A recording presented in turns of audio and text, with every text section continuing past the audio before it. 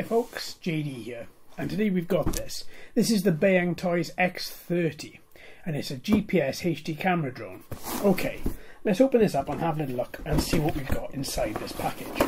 So, quite a large box, to be perfectly honest with you. I didn't expect that when I bought it. I thought this was going to be quite it looked like quite a nice pocket-sized quad. Needless to say, as with anything, I like to have an element of surprise, so I didn't bother reading how large this thing actually is. It's actually pretty big. Transmitter, bag of accessories.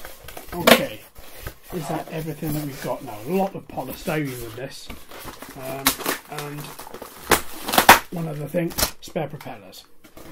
Okay, and we get 2 manuals with it as well. Right, let's have a little look at this quadcopter first. Foldable quadcopter, camera to the front. Nice, sleek styling. The word super on it. This nice little canal out of the middle of it here, just so that air can travel around here quite nicely. I'd like to have seen that taper off a bit and not just come to a very abrupt end, but still, that's just me. On the front of it, we have a little camera. Once you take off this here, you have a little posable camera that you can change angle. Now, this particular camera is an 8 megapixel camera at a resolution of 1920 by 1080p. So 1080p camera on the bottom here, video and photo capable. As we come up the quad, we see this lovely sort of domed styling, working our way across the back until we get to this particular bit here. Pull down the drawbridge, inside here we get a battery. So it's very stiff to come out. You have really got to pull that there in order for that to come out. But once it is out, then you'll notice it is quite heavy. It's quite large as well. This is a 7.4 volt, 1600 milliamp hour battery. Charges in about 180 minutes and should give you a flight of around 18 minutes. Now that is probably a flight time where you haven't got this camera on all the time recording and you're not utilising a lot of the features. Now, but we'll see when we take it for a flight. Now, also inside there as well, you'll notice that there's a little bit of foam at the top there as well. Now, I'm not exactly sure what that is for, but it's certainly foam. Feels quite strange. Maybe it's just to give a nice smooth insert for the battery, but I would have thought that that would generate quite a bit of heat inside there and not allow the battery to breathe. Now, the electronics are to the front and underneath as well. So, okay, we'll have to see how hot it gets, but I'm a little bit shocked that that's on in the middle of it. Right, let's close this drawbridge at the back. Once you close it, definite click to lock. On the underside, you've got your on and off button. Click and hold to turn on, and then likewise to turn off. SD card writer right underneath here. Pop an SD card in there, then you're guaranteed to get the best quality footage, as with any quadcopter, out of the camera, rather than just doing it direct from the FPV relay. Now, on the underside, as we're here, on these propeller arms, the click out, as you can see quite easily. You've got green LEDs on the underside for the back and orange LEDs for the front. Now, it doesn't look as if there's any lights on the front or on the back other than just the ones underneath. So it might make orientation at distance a little bit strange. As we're talking about distance, we've got a 200 meter Wi-Fi transmission apparently, and we've also got a 600 meter remote control distance.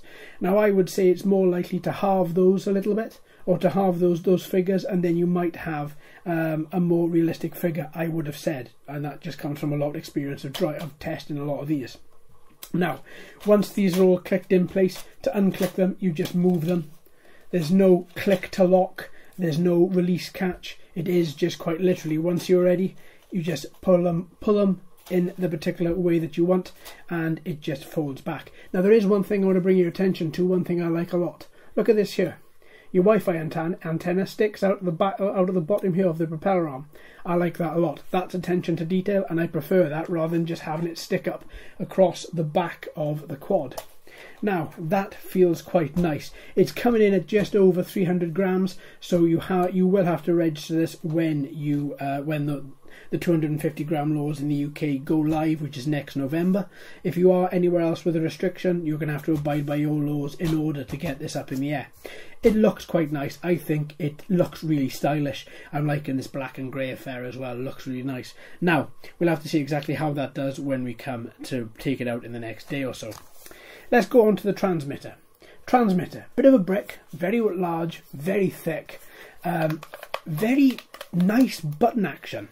Now, I like a very definite button click, and this is something this definitely has. Listen.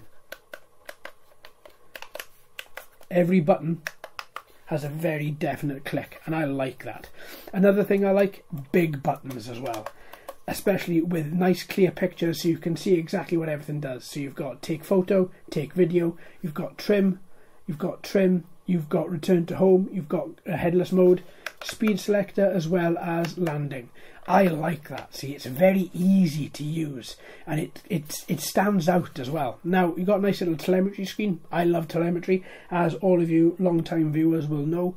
I'm very excited about this. Little LED indicator to the top there as well. Now, there are some downsides to this. Now, one of the downsides is the feel.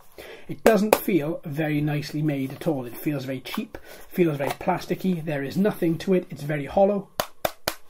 That, I think, is a bit of a shame, because the quadcopter in itself feels really quite nicely built, feels really quite nicely made. The plastic feels nice and thick. It's got a nice weight to it, and then you come onto the transmitter, and the transmitter, there's just no weight there whatsoever.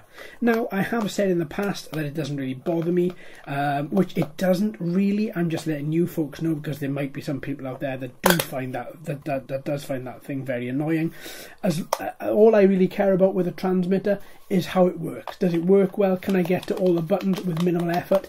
Answer to that is yes, I can get all the buttons, and we'll have to see how well it works when we take her out. To the back, you've got your battery bay, 4 AA batteries in order to power this thing. This transmitter does not allow USB charging of any sort, so you have got to ensure the batteries inside here are fully charged or brand new out of packet. Right, now, there is one other thing we've got to do to this. This little part here slides out, and you've guessed already what this is, and I'm sure you're all sitting there going, yes, we know. This is the FPV boom, and the FPV boom just clicks into here with very minimal effort. Now, he says that I can't get this thing off, even with pushing that in. So the help of the handy screwdriver that comes with it, and then you've got the FPV boom in the pack. One thing to bring your attention to straight off the bat, look at these rubber bungs on the bottom of here. Very nice bits of rubber. They are anti-slip, so it does take quite a bit, and you can see exactly from there how much pressure I'm actually applying on that by looking at my finger. It really does feel quite sticky. I have no doubt in my mind that once you put a phone in there, it's going to be held really well and really securely. To attach it to the transmitter, you just click it into place, and once you've lined it up, and then once you click it into place, it takes quite a bit of effort to do that. Oh, go on, and a bit more. Oh, there we go. So now once that is in, you've got no problem at all. You can angle it, portrait or landscape, and then likewise you have your smartphone that just fits inside there. Nice thing to note as well, these little risers here are metal, not plastic. So that's also a nice little feature. And I think that looks quite stylish. It looks quite different. It's out of the norm. You know, normally you have a big transmitter and either you have the phone over the front of it and you can't see telemetry, or you have it over the back of it and it feels back heavy. Now, no doubt this is going to feel heavy to the left, but still, I think that looks quite nice. So, that's the transmitter. Yeah, I like that. Feeling quite nice indeed. Okay, so let's put that to one side as well. What else comes in this package? Well, we've seen the screwdriver, we've seen the FPV boom, we also have the battery charger there with a standard USB cable just to charge the battery. Let's put these back in here. You also get screws as well, there we go, in that pack should you need them, and then you also get your spare propellers there as well. Now, let's go on to the manuals. Now in the manual here, the first one is the X30 instruction manual, written actually pretty well. Goes into very, very easy to read instructions on how to have a safe flight, how to be careful, smart return, what all of these features mean, as well as a nice little schematic to show you how, well, not really a schematic, but a nice picture to show you a quadcopter, as well as to show you everything, or what the telemetry screen means, how to take off, and how to use the quadcopter properly and safely. I like that a lot. It also gives you a nice little bit of specifications here as well to do with the Wi-Fi, what to expect there, as well as aircraft operating procedures, how to GPS calibrate. Just a load of information in here, well worth you having a read of that. And then we have the app booklet. Now this little booklet just goes through the application, which is the FYD application. Android and iOS and foreign Android system. Here you're both QR codes. Takes you to a page, click on the button, and then takes you to your respective proper app stores in order for you to get the application, and it takes you through every single step of the application as well, step by step, what all the buttons mean, how to activate everything, and also there is a foreign part as well, China or Japanese part. And then likewise on the back, how to use the waypoint flight, how to use all these different features as part of the app. Very, very good read. Once again, if you are going to give it a read, I recommend you do. You can't go far wrong by reading that. So everything that you've got in the pack here, my friends, is as follows: quadcopter, transmitter, as well as you've got your accessory bag, you've got your manuals, and you've got your spare propellers there as well. Now, before we break from this, let's have a quick little look at this application. This is FYD, the application that comes with this particular quadcopter. So click once on the quadcopter and you'll see everything just comes to life. Let's click allow. So I want this to allow my want the application to see where I am, so we can actually have a proper flight as part of the GPS. You want it to actually know where you are. So let's start from the top left.